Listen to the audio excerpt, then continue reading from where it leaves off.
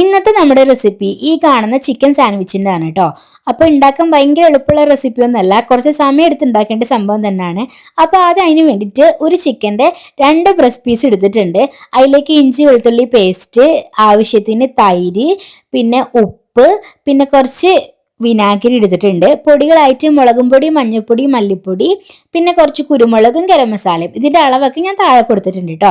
ഇനി നമ്മൾ ഈ മാരിനേറ്റ് ചെയ്ത ചിക്കന് ഞാനിവിടെ ഫ്രൈ ചെയ്തെടുക്കുകയാണ്. നിങ്ങൾക്ക് വേണമെങ്കിൽ എയർ ഫ്രൈ ചെയ്തെടുക്കാൻ വേണ്ടി പറ്റും. അതാണെങ്കിൽ പെട്ടെന്ന് എളുപ്പത്തിൽ പണി കഴിഞ്ഞ് കിട്ടും. ഇനി നമുക്കൊരു ക്രീമി സോസ് ഉണ്ടാക്കണം. അതിന് വേണ്ടിയിട്ട് ഒരു 4 ടീസ്പൂണിൻ്റെ അടുത്ത് മയോണീസും, അതേ അളവിൽ തന്നെ ഡബിൾ ക്രീമും, പിന്നെ 1 സ്പൂൺ യോഗട്ടും, പിന്നെ കുറച്ച് കാശ്മീരി ചില്ലിയും കൂടി ആഡ് ചെയ്തിട്ട് ഞാനൊരു ക്രീം സോസ് ഉണ്ടാക്കിയാണ്. ഈ കാശ്മീരി ചില്ലി ആഡ് ചെയ്ത് കഴിഞ്ഞാൽ ഇതിൻ്റെ കളർ കാണാൻ നല്ല ഭംഗിയാണ് കേട്ടോ. ഇത് വേണ്ടെങ്കിൽ നിങ്ങൾക്ക് അവോയ്ഡ് ചെയ്യാവുന്നതാണ് കേട്ടോ. അപ്പം പിന്നെ അതൊക്കെ റെഡി ആയിട്ടുണ്ട്. ഇനി ഈ സമയം കൊണ്ട് നമ്മൾ ഫ്രൈ ചെയ്തെടുത്ത ചിക്കൻ ഉണ്ടല്ലോ, ഞാൻ ചോപ്പറിൽ ഇട്ടിട്ട് ഒന്ന് ക്രഷ് ചെയ്തെടുത്തിട്ടുണ്ട്. നിങ്ങൾക്ക് വേണമെങ്കിൽ ചെറിയ പീസൊക്കെ കട്ട് ചെയ്തിട്ട് എടുക്കാം കേട്ടോ. ഞാനിപ്പോൾ പണി എളുപ്പത്തിന് കഴിയല്ലോ എന്ന് വിചാരിച്ചു. പിന്നെ വെജിറ്റബിൾസ് എടുത്തിട്ടുണ്ട്, നമ്മുടെ സാൻഡ്വിച്ചിന് ആവശ്യമുള്ളത്. നിങ്ങൾക്ക് ഇഷ്ടമുള്ളതൊക്കെ എടുക്കുക. ഞാനിവിടെ ക്യാരറ്റ് എടുത്തിട്ടുണ്ട്, അതുപോലെ തന്നെ കാബേജ്, സവാള, തക്കാളി ഒക്കെയാണ് എടുത്തിട്ടുള്ളത്. അങ്ങനെ അതിലേക്ക് ആവശ്യമുള്ള കുരുമുളകും ഉപ്പ് ആഡ് ചെയ്തിട്ടുണ്ട് കേട്ടോ. അപ്പോൾ വെജിറ്റബിൾസിലേക്ക് ആവശ്യമുള്ളത് ഇട്ടാൽ മതി, നമ്മൾ ഓൾറെഡി ചിക്കൻ ഇട്ട കാരണം. പിന്നെ കുറച്ച് മൊസറല്ല ചീസും കൂടി ഇട്ടാണ്. അങ്ങനെ ആകുമ്പോൾ നമ്മുടെ സാൻഡ്വിച്ച് ഭയങ്കര ക്രീമി ആൻഡ് ചീസി ആവും കേട്ടോ. പിന്നെ നമ്മൾ ഉണ്ടാക്കി വെച്ച സോസ് ഞാനൊരു 5-6 ടീസ്പൂൺ ഇട്ടിട്ടുണ്ട്. നിങ്ങൾക്ക് വേണമെങ്കിൽ ഫുള്ള് ഇതിലേക്ക് ആഡ് ചെയ്യുക, അല്ലെങ്കിൽ പകുതി ആഡ് ചെയ്യുക, ഒക്കെ നിങ്ങളുടെ ഇഷ്ടത്തിനനുസരിച്ച്.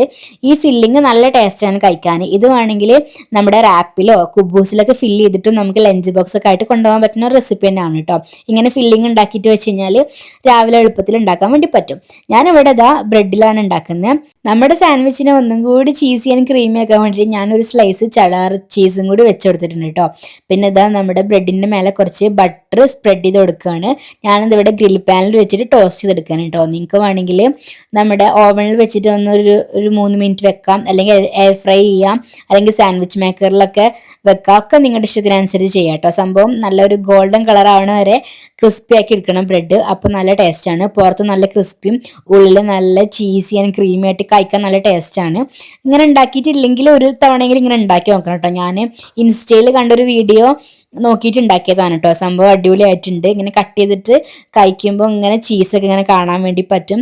ഇത് അത്യാവശ്യം ഹെവിയാണ് കേട്ടോ.